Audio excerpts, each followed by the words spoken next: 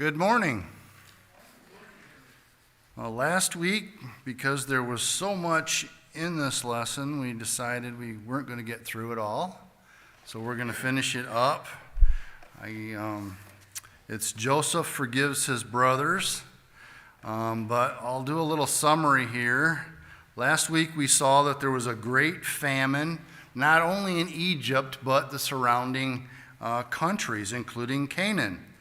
So Israel sent his sons to Egypt to buy food because he was concerned, he was literally concerned that they might die. That's how bad the famine was. The 10 older brothers were sent, keeping Benjamin, the youngest, at home. There were people from many lands going to Egypt to buy food, and since Joseph was in charge of distributing the grain, the brothers came to him and bowed down with their faces to the ground. What dream did that trigger for Joseph?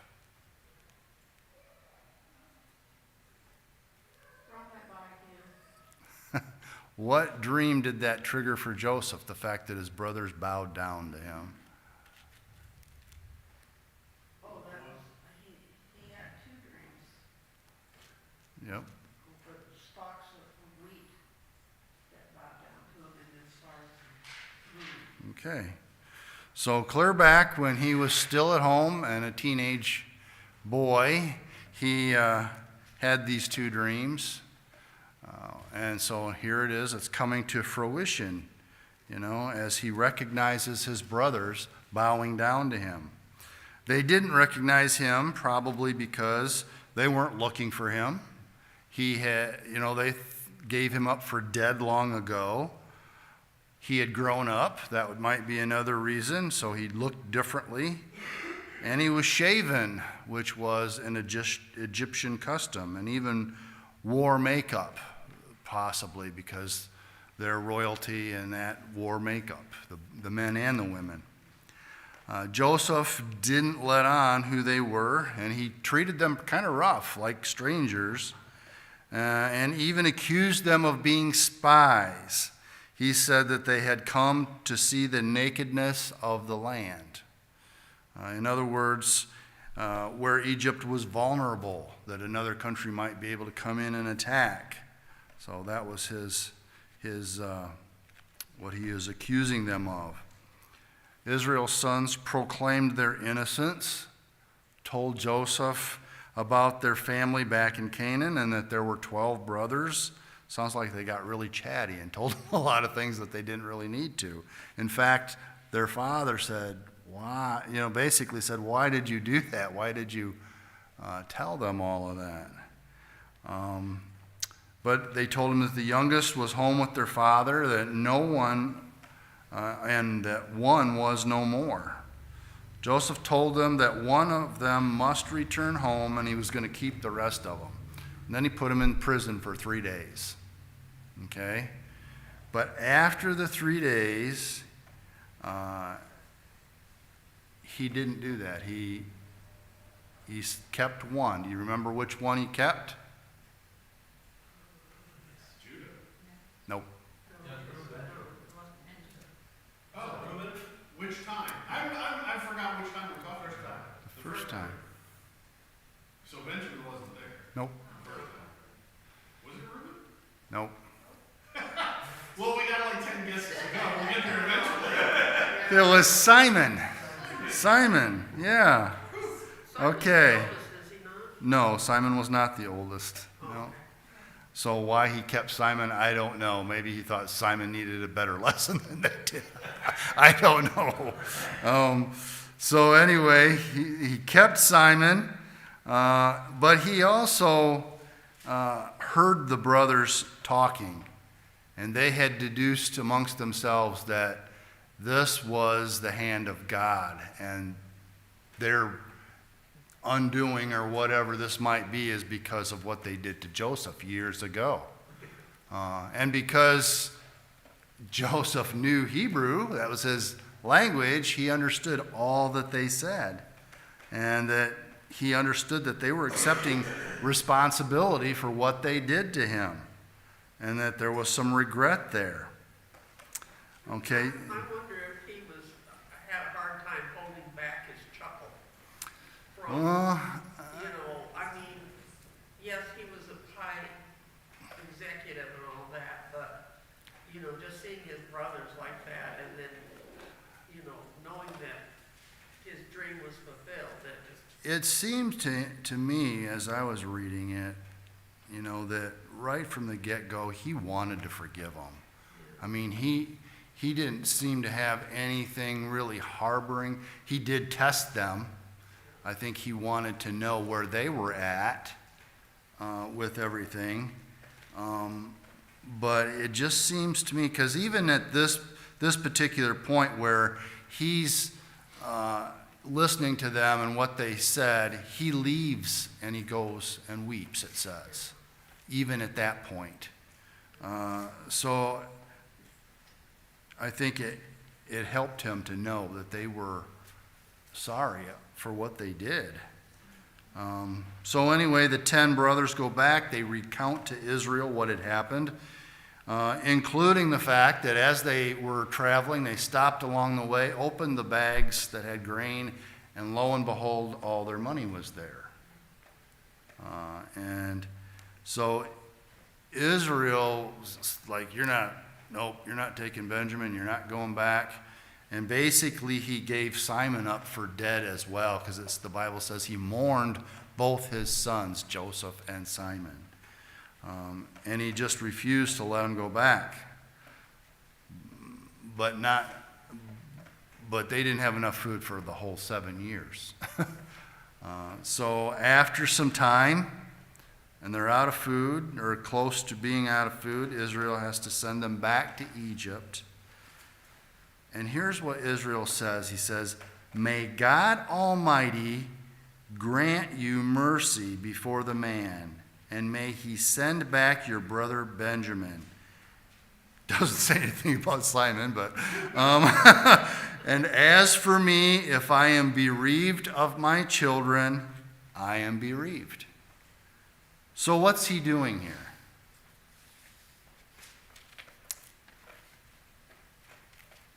He's doing what you and I do when we don't have a choice, right? We finally acknowledge God's sovereignty. And we finally decide that God has complete control and we're going to have to trust him in all things. And unfortunately, so many times, we wrestle back and forth as to what we can do instead of just right from the get-go placing our trust in God and acknowledging that he's sovereign, that he has everything under control, that he can handle it, right? So finally he does that. So they took Benjamin, they go back to Egypt, and they're invited to Joseph's house. And right away, what's their thought?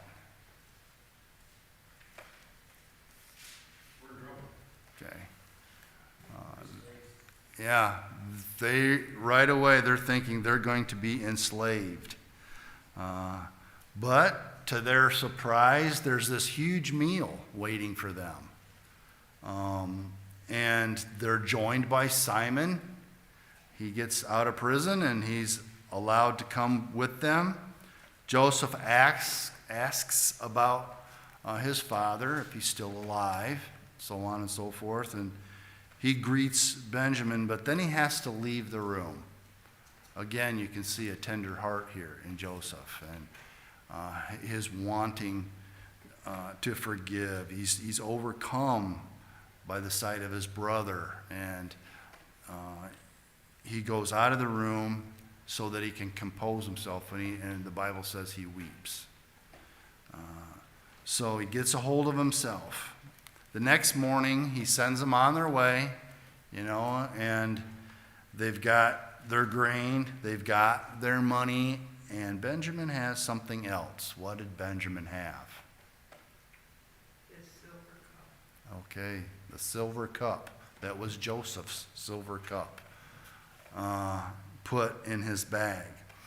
And so Joseph, knowing this, sends his servant to chase him down and say, well, how could you do this after the kindness my master has given you? How could you take his silver cup? And of course, they didn't take his silver cup. And I forget which one it was that said, may you kill the one that has it in the bag, right? Lo and behold, they come to each one's and they come to Benjamin's, and he has the silver cup. What did they do when that happened and they saw that silver cup?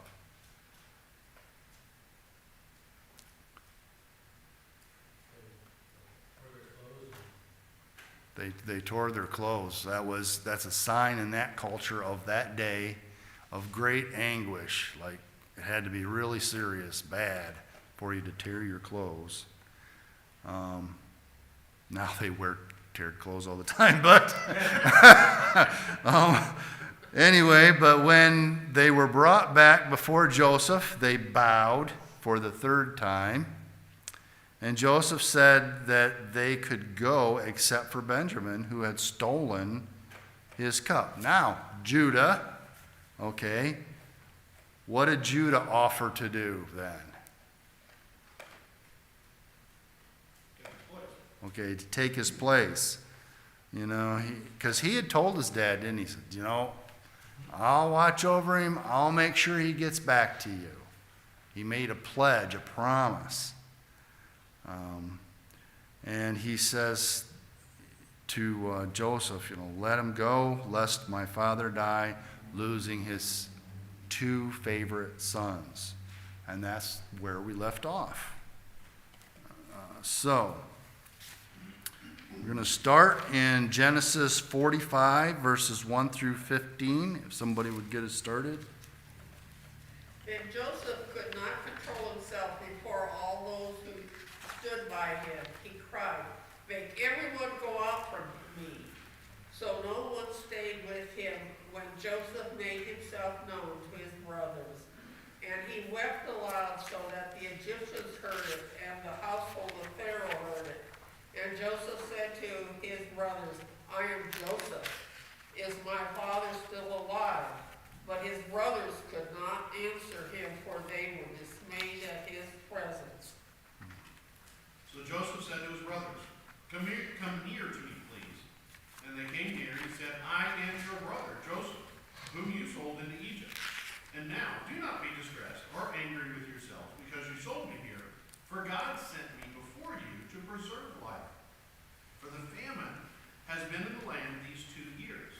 There are yet 5 years in which there will be neither plowing nor harvest. And God sent me before you to preserve for you a remnant on earth, and to keep alive for you many survivors.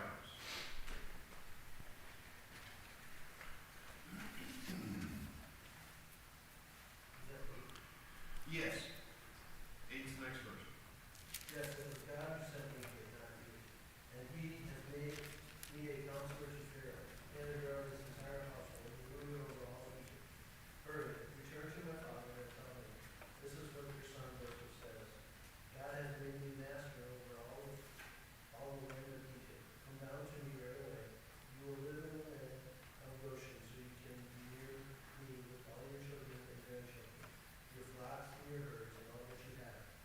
I will take care of you later, for there are still 5 years of famine ahead of us. Otherwise, you and your household will come to utter poverty.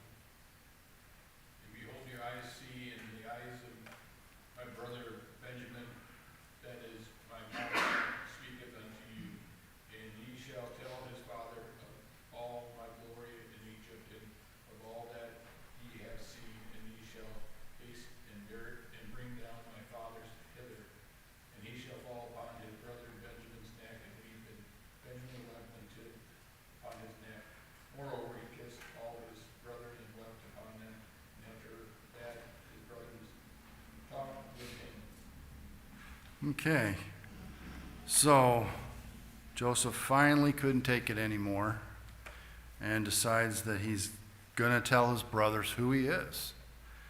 What was his brother's initial response? You know,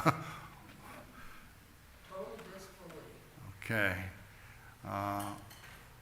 Shocked would be a good word. Frightened would be another one. But here's where I'm saying everything points that Joseph is been long ready to forgive him, because what did Joseph tell them in verse 5 to ease their minds?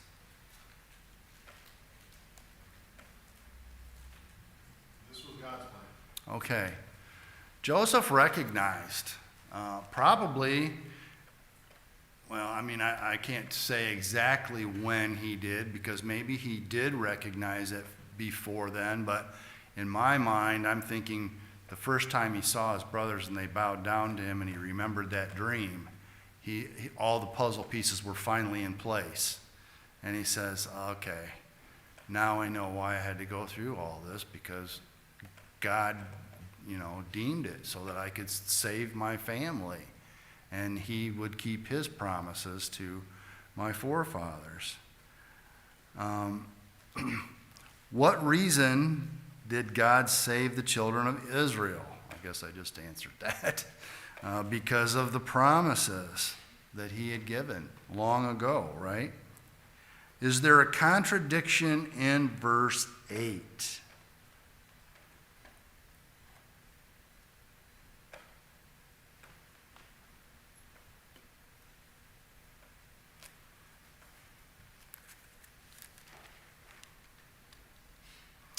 So it was not you who sent me here, but God. He has made me a father to Pharaoh, and lord over all his house, and ruler over all the land of Egypt.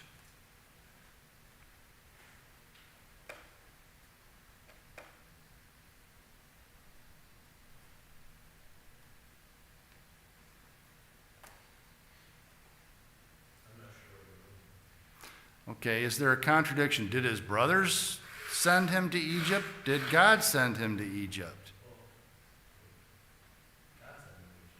Okay, He just used the brothers. all right. God can use, and does quite often, use wicked and evil things to ultimately accomplish his purposes. We are flawed. Each one of us are flawed.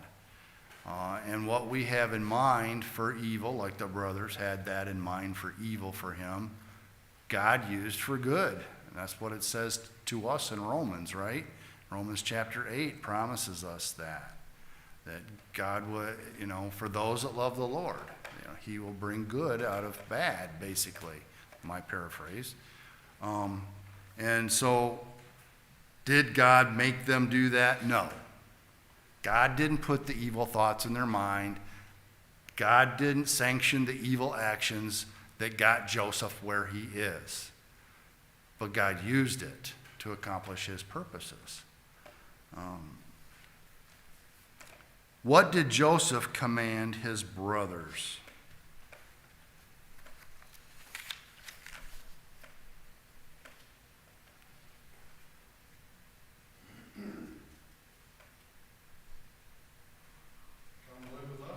Okay, basically, go get my father and your households, your wives, your kids, your flocks, your tents, whatever else that they had. Go get all of that stuff and bring it back to the land of Goshen, which was northeast of Egypt, in the land of Egypt, I mean. So he wants them to go and do that. That would be easier for him to take care of them that way, all right?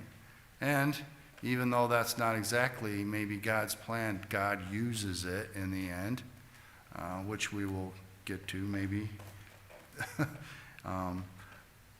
Genesis 50, 15 through 21.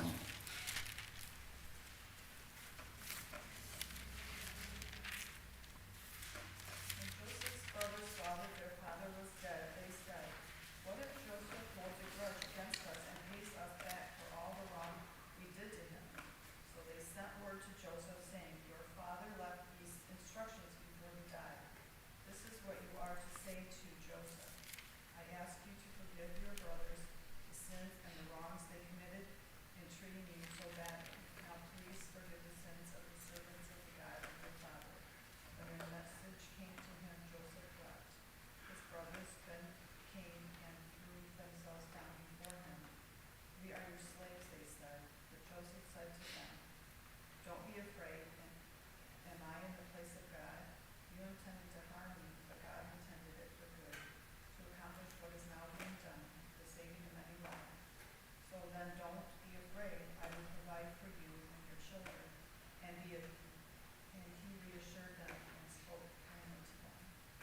Okay.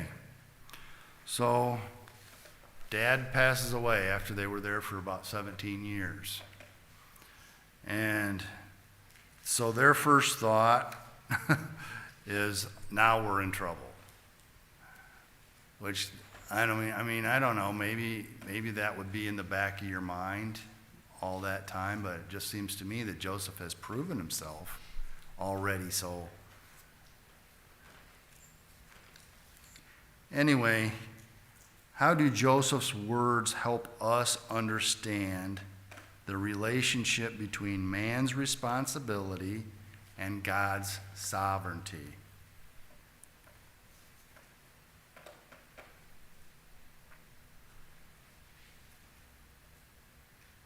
Well, he acknowledges in verse 20 that they intended for it to be evil, but God used it for good. Okay, so he's not really letting them off the hook as far as their responsibility, is it? Is he? No.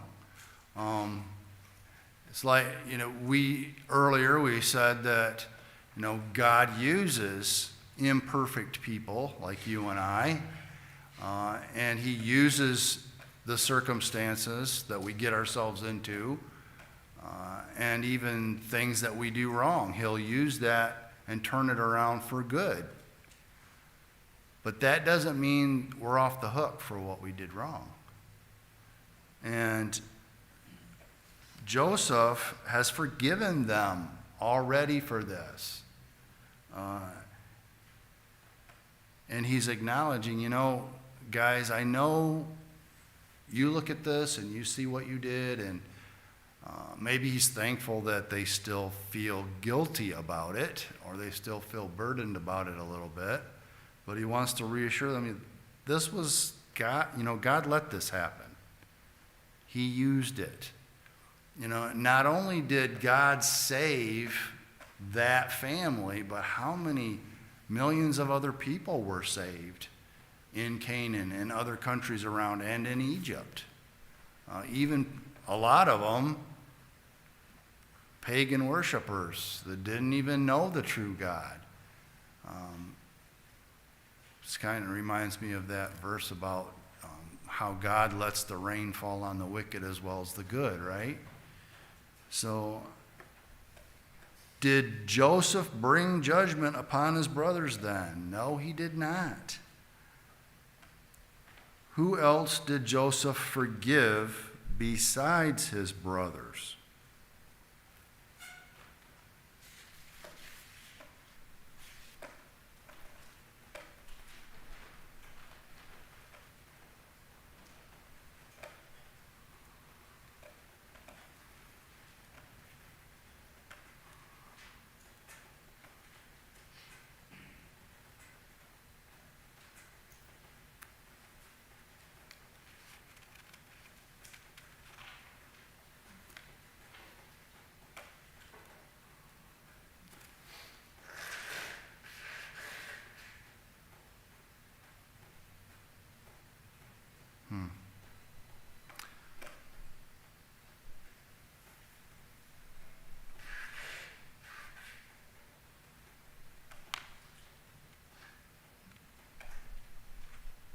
Honestly, I'm not sure.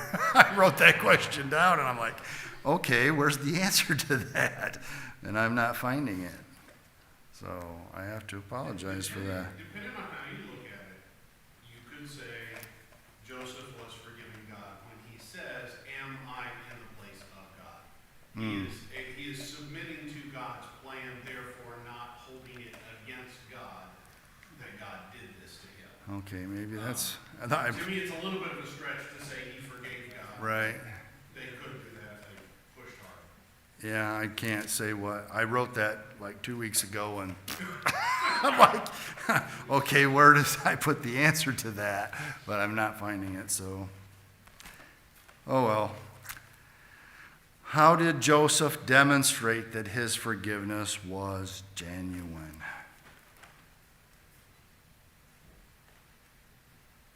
It'd be in the very last verse. Okay. He took care of them all, didn't he? Not only did that, he comforted them. It says he spoke kindly to them. Well, trying to put their mind at ease. To borrow from Wednesday night, he did real and practical goodness to them. Right. He provided for them. Yeah. And he sent away the bad stuff. Yep. Yeah. Okay, we're going to jump back to 46 here.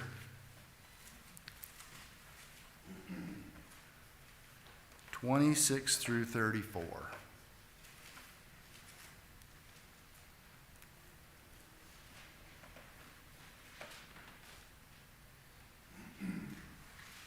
He had sent Judah ahead of him to Joseph to show the way before him in Goshen, and they came into the land of Goshen.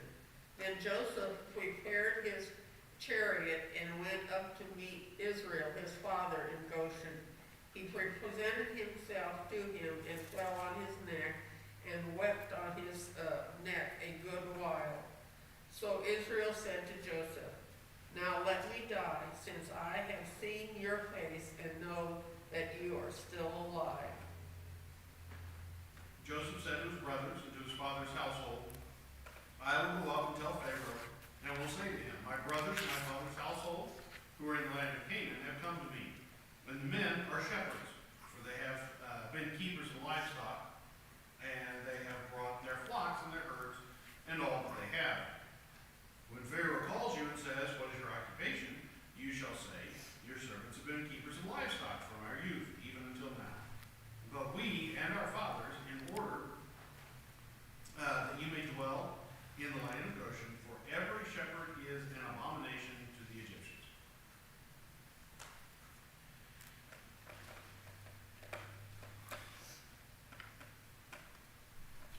So at this point, the family was about 70 people. What is said about the land of Goshen, and how will it help build Israel?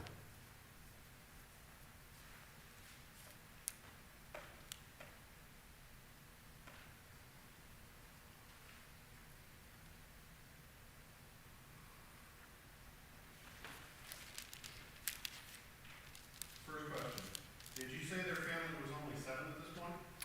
70. 70, okay, I didn't hear the 0 on the end of that. I was like, There's more brothers than that. Yeah. So yeah. Trick quit, no. No, 70. okay.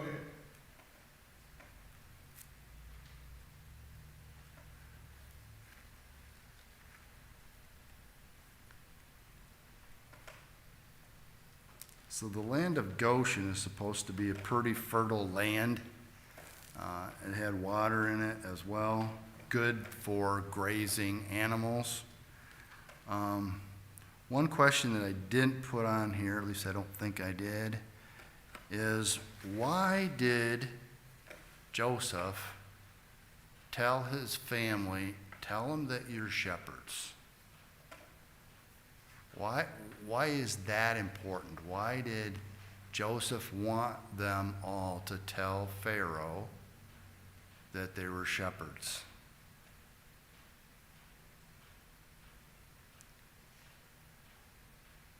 Well, as shepherds, Pharaoh wouldn't incorporate them into the Egyptian line, because the Egyptians didn't care for shepherds. Right, exactly. Egyptian people, like shepherds, were the lowest of the low, you know, and they didn't want to be associated with them, and then so they would want to be separated, which keeps Israel's line pure, or at least as pure as it can be, because they're not going to incorporate into Egyptian lifestyle. If they did that, Israel probably wouldn't be here today, because they would just disappear into Egypt. And so doing that, they're off by themselves, they stay to themselves, the Egyptians stay away from them for the most part, and so then they are saved as a nation. So that's what helps. That was part of God's plan to build the nation of Israel, to keep them separated out. Okay? How did Joseph greet his father?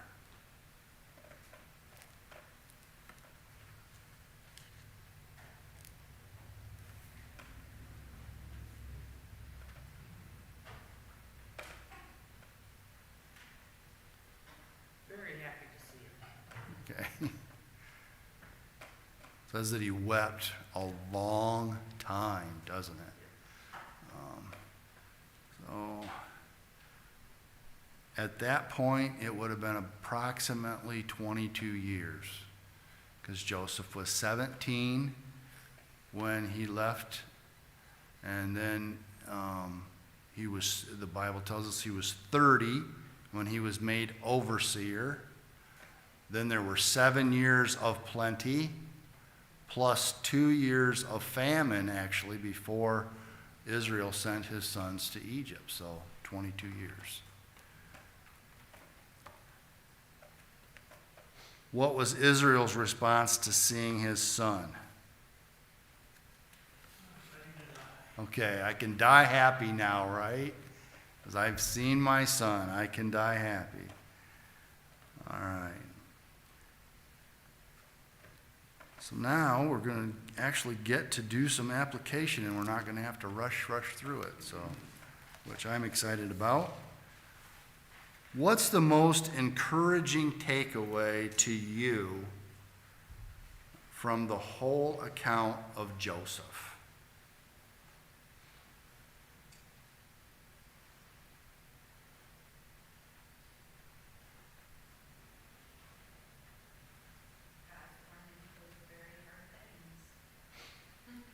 Okay. And the encouraging part in that is that just because I'm going through hard things doesn't mean I'm out of God's plan. Yeah. That is kind of the first thing you might think.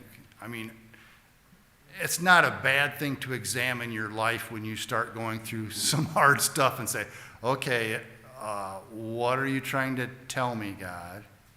But maybe, like in Joseph's case, he wasn't trying to tell him anything. He was preparing him along the way to his current position, which was over all of Egypt, to save Israel as a nation and fulfill his promises. So it wasn't necessarily that Joseph did anything wrong. Okay? What else we got?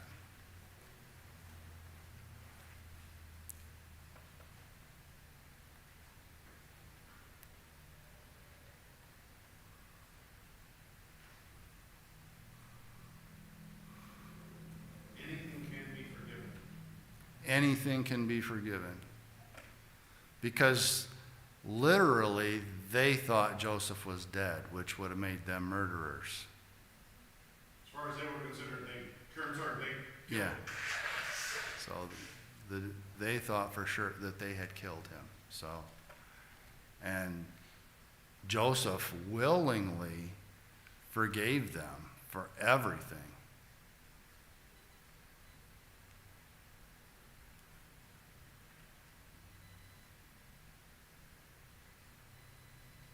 Which means you and I can do that. Well, but I think God gave Joseph the wisdom to understand the situation he was in, and that, he saw the dream really early, and that, perhaps this was coming through, and even though he went through being sold and in prison and all of that, he still was steadfast with the Lord and just, okay, Lord, what's next? Okay. It doesn't sound like he was bitter or anything about it. And so that helps us sometimes that, our life's not going to be a bed of roses all the time. No.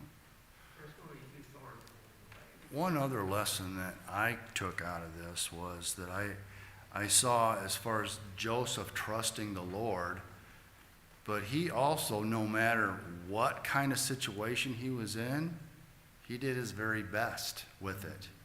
You know, he was a slave for Potiphar and did so well, and of course God blessed him.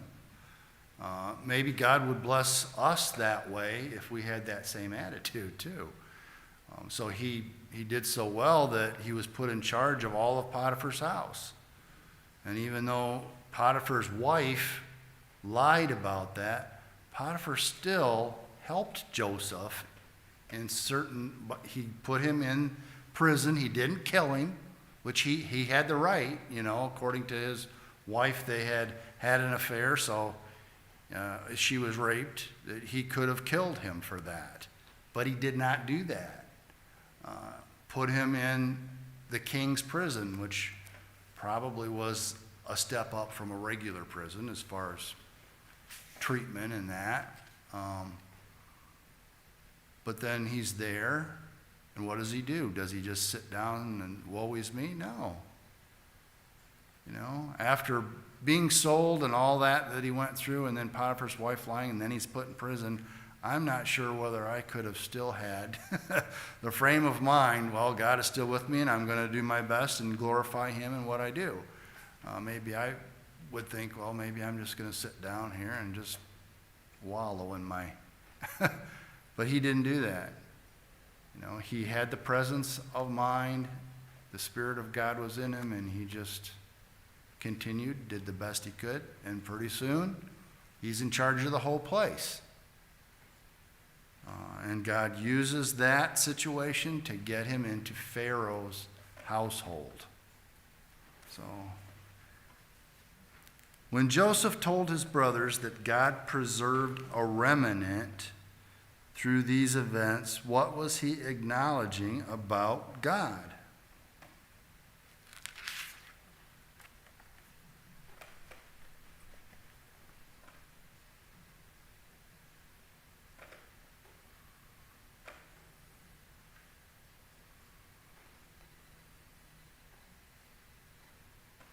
First of all, the sovereignty. Okay, God's sovereignty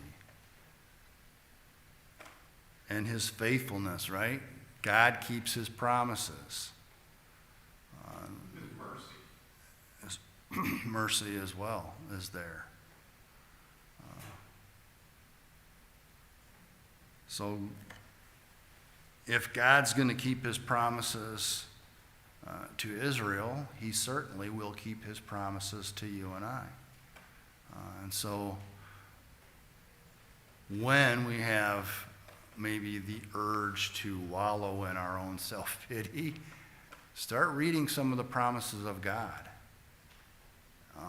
and see that what promises he's made, and know that he's going to keep those promises.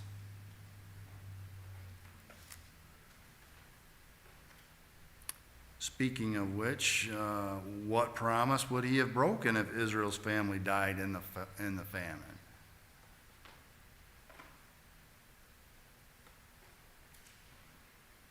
They would populate the world. Okay.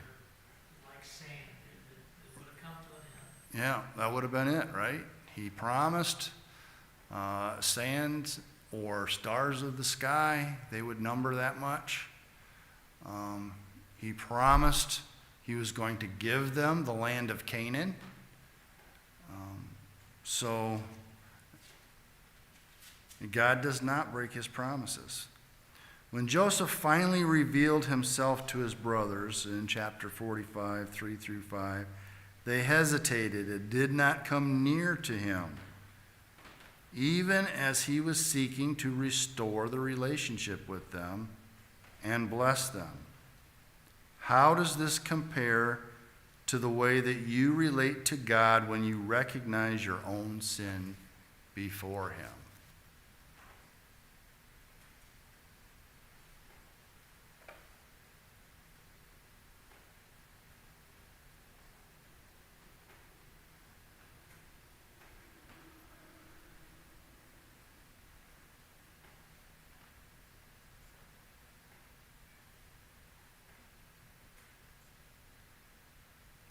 When we recognize our sin, he is always immediately ready to forgive. Yeah.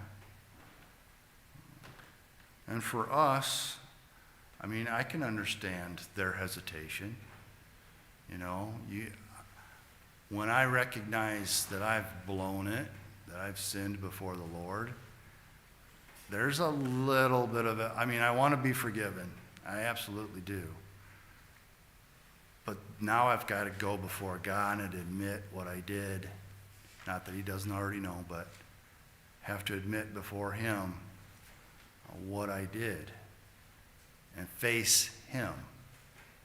So I can understand a little bit about their hesitation. There's a shame there. There's a very unworthy feeling that I feel when that happens. Also, I'm wondering if they remembered Joseph's dreams. So, They say, you know, he was right. yeah. This has happened. He is a ruler and we are bowing before him. In what way can you relate to Joseph's willingness to forgive his brothers? And secondly, in what way do you struggle to forgive?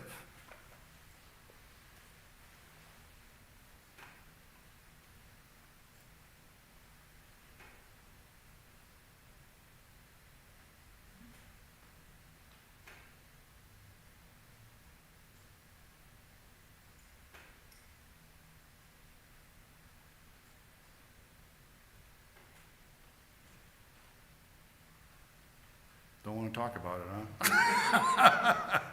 I'm not sure.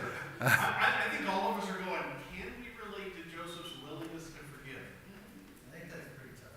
That's a tough one to do, yeah. I mean, I can see it, you know, in one instance or another, but like the way he was just, they kind of treated him and did stuff to him, not as easy for, doesn't seem as easy for us to do. Well, I can think of one time in my life where someone did something really, really bad. Without going into details over it, I desperately wanted to forgive this person.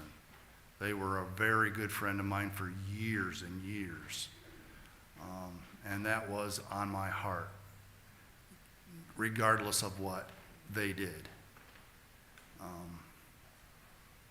Now, they didn't sell me into slavery or anything like that, but they did something that was very, very difficult for me to get over, and it took a while.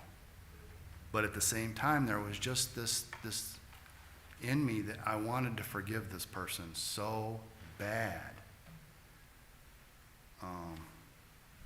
And I guess maybe the same is true for the second part of that question. There was the struggle as well because of what that person did, the sin that that person committed. So I can get it. I can understand that. It makes it easier when you know that person regrets what they did. I think, to forgive. But if that person is like, they don't care, that's a lot harder.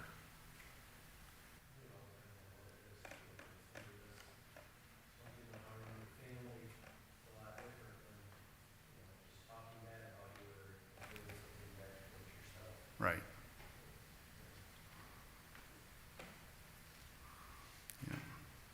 So as we consider how God worked to save Israel's household, how does this help us? And we've kind of been talking about this along the way. How does this help us to trust God in our own trials? Does it make it any easier?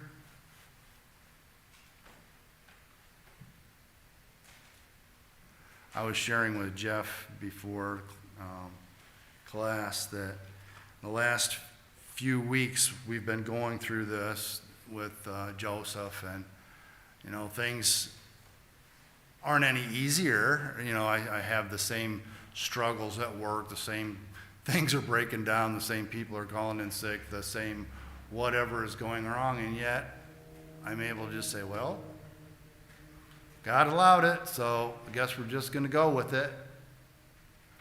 And it has made it easier for me. So.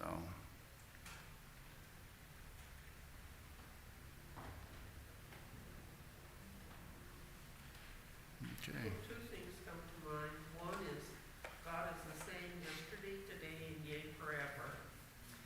And two, He will never leave us nor forsake us.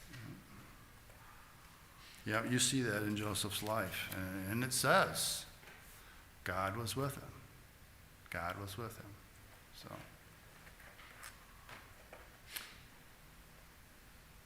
Kevin, would you close us in prayer?